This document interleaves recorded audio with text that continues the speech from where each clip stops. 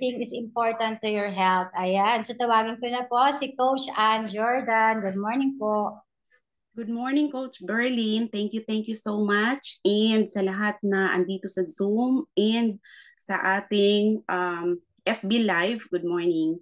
So, yeah, I'm Coach Ann Jordan from Silang Cavite. So, before ko share yung topic natin, share ko lang din paano yung result ko din dito, wellness result ko dito. So, I've been using the product for almost 15 years now. It really helped improve my health.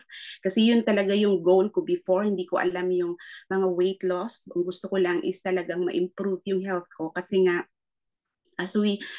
meron akong overseas ako dati and na-experience ko talagang lagi akong napapagod. So, may mga health challenges tayo. But thanks God, Herbalife Nutrition was introduced to me na talagang nakatulong siya by just changing yung breakfast natin, the aloe tea and shake.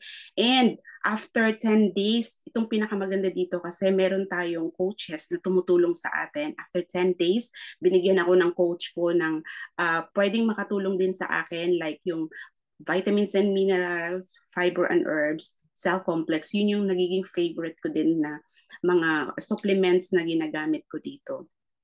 So, later, natutunan ko na dito pala pwede ka rin mag-weight loss. So, I lost 15 pounds actually dito sa program ko. So, I was so amazed. Ang pinakamaganda is energy level mo, gumaganda. Yung dating hindi ko ginagawa, nagagawa ko na like yung hiking, mountain climbing, yung run na parang before konting akyat, konting lakad is napapagod ka. But here, talagang nag-improve yung energy level. So that's why I love Herbalife Nutrition in the community na tumutulong sa'yo. While on the program, meron ka nang nagko-coach sa'yo. Ang community natin dito, you're learning every day kaya nga tinatawag ito na meron kang continuing education. Hindi mo naman ito nakukuha before sa ating school, di ba? Pero dito, habang meron tayong program ngayon, healthy aging, di ba? Yun yung goal na naman. Pero meron ka ring community talaga na meron kang kasama while you're doing that. Kahit simpleng bagay na mag-encourage sa you every day, it really helps. So that's why I love Herbalife Nutrition. Okay, this community talagang nakatulong siya. Ayan, so this morning, share ko lang din ang ating topic na, which is a very short topic, but it's very important na matutunan din natin. 3 facts on why exercising is very important to our health. Okay? So kung nakikita natin, it's common to think about what being fit looks like on the outside of your body. Yung parang na-judge agad natin yan, healthy yan kasi yung body niya is ganyan. Sometimes, actually, hindi naman ganun eh. The external changes that result from increased physical activity are often the greatest motivation ng mga tao na mag-exercise ako kasi nakikita na yung result. Next, please. But actually, people want to see the results of their hard work on the scale and in the mirror. Yung palang everyday, kaya nga minsan sa Nutrition Club, di ba? Yun lang yung basis nila na pag nakikita nilang, meron akong 1 pound or 2 pounds, natutuwa tayo. Actually, hindi lang naman yun ang basis. It all actually starts yung inside, di ba? The true beauty actually and benefits ng fitness provides yung lie beneath the surface na yung sa inner mo, doon talaga nararamdaman agad. Next, please. So, external changes resulting from living a healthy and active lifestyle happen slowly. Diba? Yet, yung main changes have been inside yung sa ating katawan. It starts, tapos, hindi natin agad nakikita yon. Kasi, talagang paunti-unti lang. Ang pinakauna is yung feeling good, yun ang nararamdaman natin. Diba? Next, please. So, dito let's talk about Cardio 101. Okay, so cardiorespiratory exercise, also known as cardio, ito yung term na ginagamit to describe exercise that works your heart and circulatory system. So this system has to work all day, every day.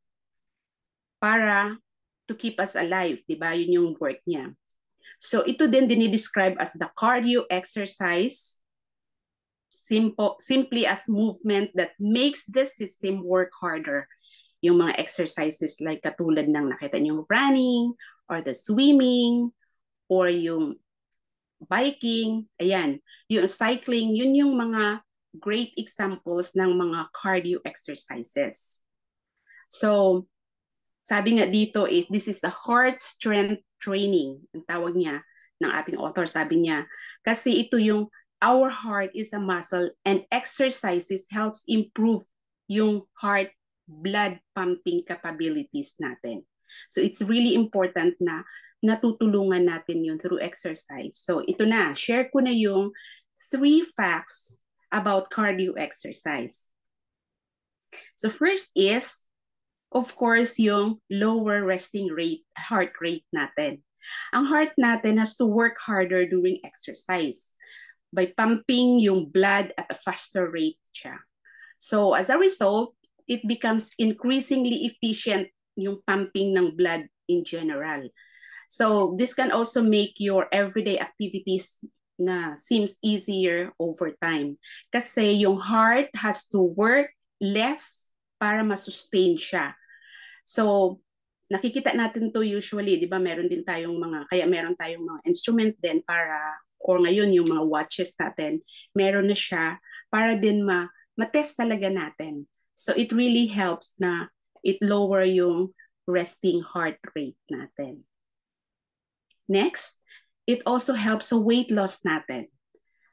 So when you increase your activity level, yan, at saka tinutulungan din natin yung sarili natin para din na mag-lose weight talaga tayo is yung reduced calorie intake natin. Kaya yung coaches ninyo nagbibigay sa atin ng tinatawag natin na yung magic number ninyo. So you have your magic number na while you are doing your exercise, at least you are also in yung magic number mo para din at least yung calorie intake mo talaga controlled siya. It's very important din. Kasi sa weight loss nga, yan, marami tayong sa program natin dito weight loss. Iba nagre-reklamo na ang dami tong exercises nilang ginagawa pero walang nangyayari. Kasi minsan hindi nagtutugma yung ginagawa mo sa mga kinakain mo rin. So, yes, exercise helps weight loss pero kailangan din natin i-control yung ating calorie intake. Yan. Next is it reduces stress. So, nakita natin na talagang malaking tulong sa atin yung exercise. I know everyone feels that one. Cardio exercise promotes the production of your brain's feel-good neurotransmitters.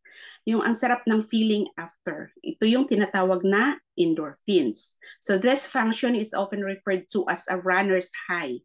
Pero yeah, even your walking or yung swimming natin, yan you feel that. Pag talagang ano mo na siya, it contributes the feeling yung pag nagagawa mo yon. Okay, so cardio exercise can often feel like meditation in motion. As you start to exercise and focus on what you are doing, your stress level may decrease. Yung feeling na, kahit yung feeling na nasimulan mo siya, especially for those who are very new na parang hirap na hirap sila mag-exercise. Pero once na nasisimulan mo siya, kahit 5 minutes lang siya, you have that feeling na feel good, na nagagawa mo siya, at the same time, you're helping your heart. Okay, so malaking tulong talaga yan. Those are small things na nagagawa mo everyday sa katawan mo, pero it really helps your heart. Okay?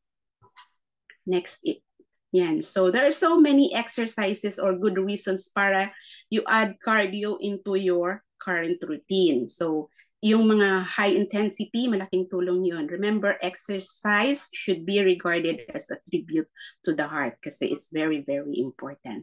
Yan. So I hope that it helps you kasi talagang these are just reminders sa atin, pero sabi nga ni Mother kanina, kahit 15 minutes, pag nagagawa mo na yan siya everyday, nagiging routine mo na yan siya, malaking tulong na yan on your heart. Next. So while doing these exercises, of course, we need supplements or yun nga, we are promoting this meal replacement na malaki, na nakakatulong talaga sa atin while doing these exercises. Kasi ako, when I started, ang hirap talaga mag-exercise kasi parang ang bilis mo napapagod, parang ang bigat pa ng katawan mo. But with the help of our products, especially yung mga protein drinks natin, meron tayong 5 flavors of our shakes, meron tayong personalized protein, and yung Herbalife 24 natin. Malaking tulong siya na talagang you feel better, mas magaan yung katawan mo, and then it gives you the energy para mag-exercise ka. And we are so proud of that kasi yun nga, we are number 1 in meal replacements. Next. And of course, ayan, ito din dito naka-aid sa akin na talagang tumutulong siya. Di ba yung aloe and tea natin, we mix together. Yun, it gives me yung refuel mo. Tawag nito yung water mo, may aloe, may tea, ganyan. So, and then the NRG. Of course, it really helps. Kung nagsa-start ka pa lang, if you can do like kahit yung NRG and then you're doing exercise, yan, tutulong din yan sa'yo. So, doesn't matter kung ano yung sinisimulan mo ngayon, kung nag-start ka, just start small and then later on magiging lifestyle na. Kasi dito sa community natin, tinuturo natin on how you build your lifestyle dito. Until such time na matatawag mo na talaga siya na lifestyle mo na siya. So, it's so easy for you to do it.